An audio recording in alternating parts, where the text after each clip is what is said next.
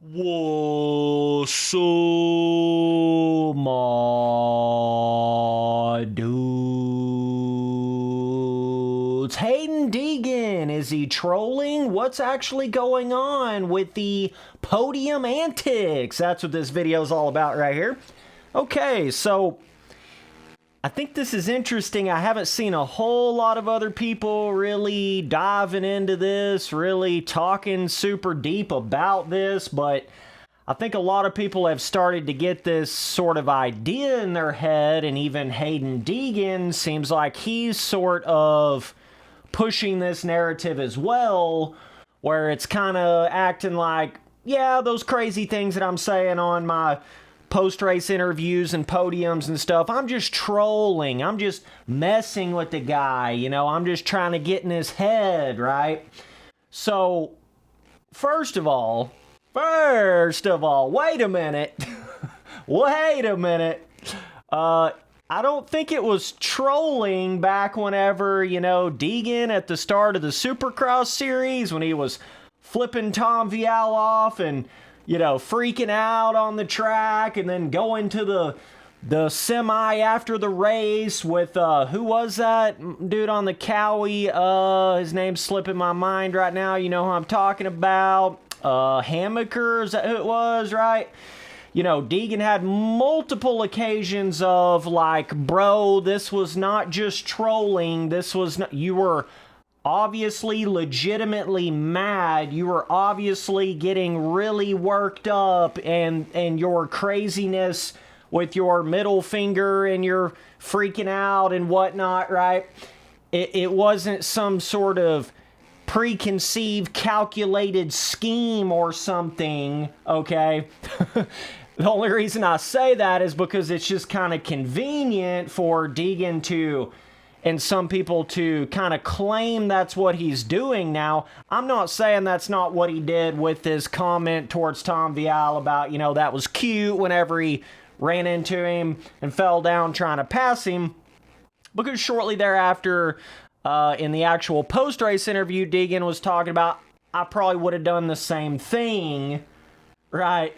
So it's just kind of all over the place a little bit with Deegan, you know, but I'm just here to tell you right now, the, you know, temper tantrum from a on-track racing incident, a simple on-track racing incident, you know, that sort of bratty temper tantrum attitude towards that is very real. That is very real. That has not just happened once, it's not just happened twice, okay? The raising the hand up, he even raised his hand up and looked back like, what the fuck you doing, bro?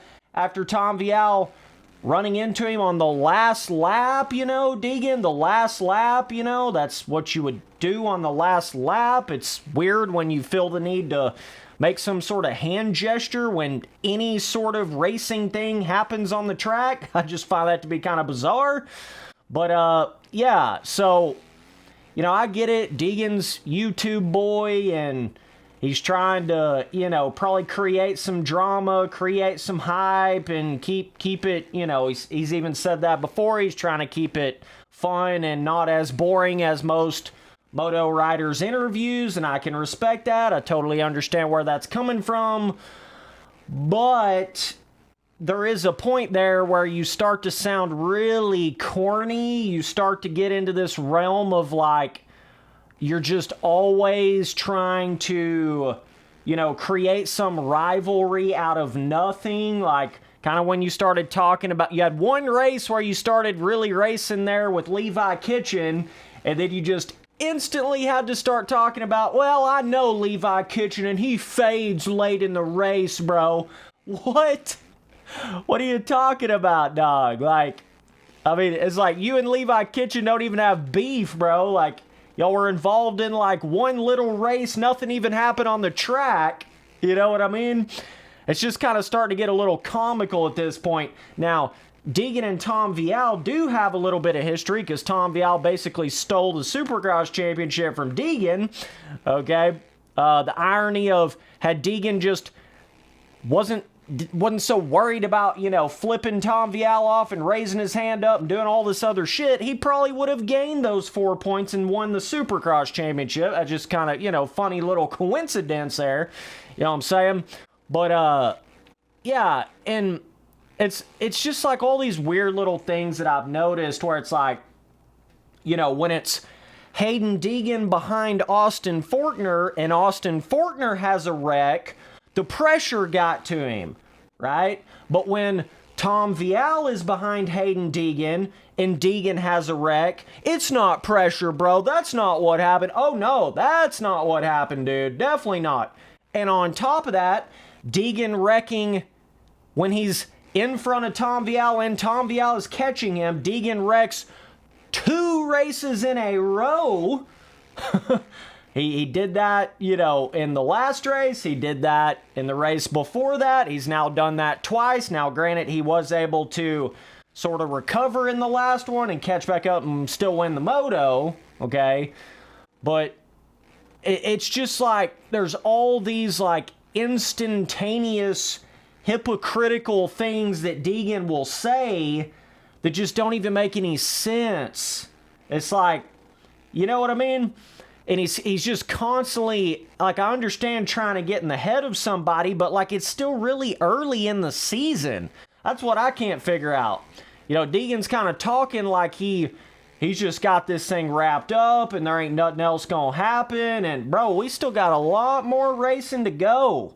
And you obviously, are still crashing, having your helicopter Olympic gold medal incident that you had. Could have been an injury and you could have been out for the whole championship right there, okay?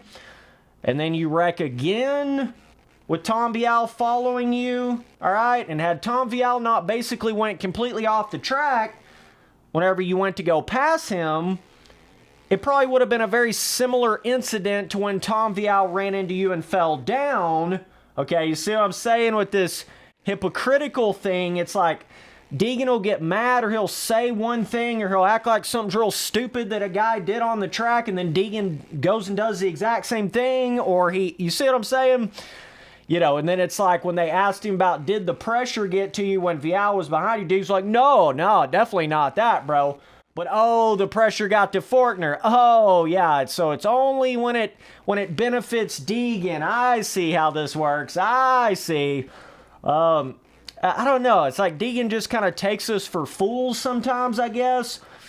But I see right through all that bullshit. So then it gets to the point where, what can you believe that Deegan's saying, right?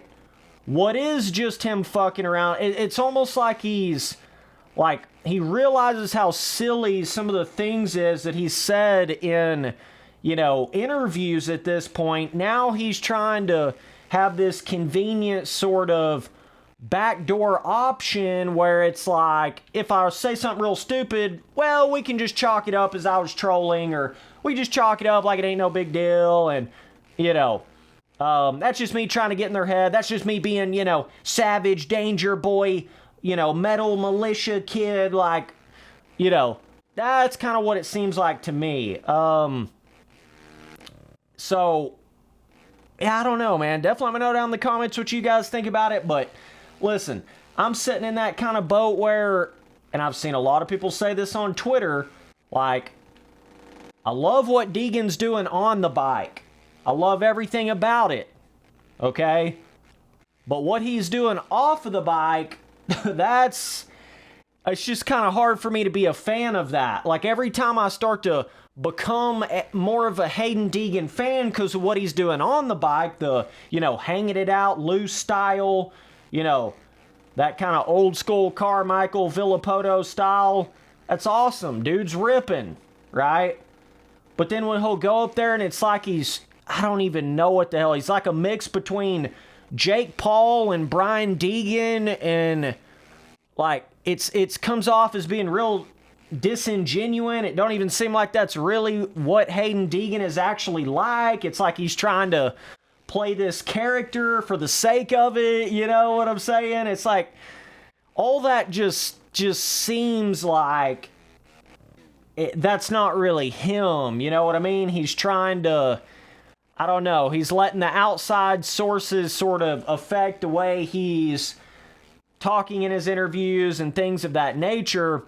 And, yeah, I don't know. Then he'll flip a switch all of a sudden and be like acting all respectable and, you know, talking about how Hymus was riding good out there and he was hitting some good lines. And then he'll turn around and clown on this other guy that really didn't do anything that crazy or wrong. It's just, I don't know, man. I don't even know how to put any words to what Deegan's trying to do. It's like he's trying to create a brand. He's trying to create a character. You know, he's trying to be like a YouTuber, but like a moto, like a drama YouTuber, but also like a moto dude at the same time.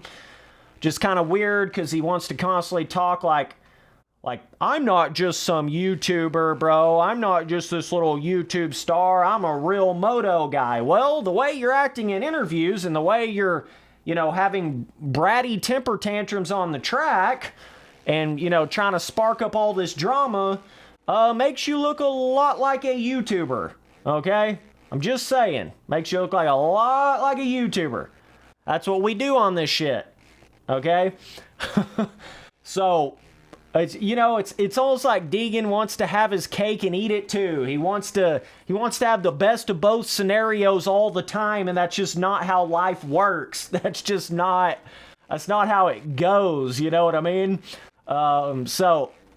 But anyways, I just thought it was fun to come in here and kind of discuss this a little bit after every time Deegan does an interview, it seems like there's something like this he's doing or talking about or trying to spark up some drama or rivalry with somebody that's like not even really a rival. It's kind of crazy, but yeah, at the end of the day, all I think this is really doing is motivating everybody else to try harder to prevent Deegan from winning a championship. That's all I think this is really doing at the end of the day.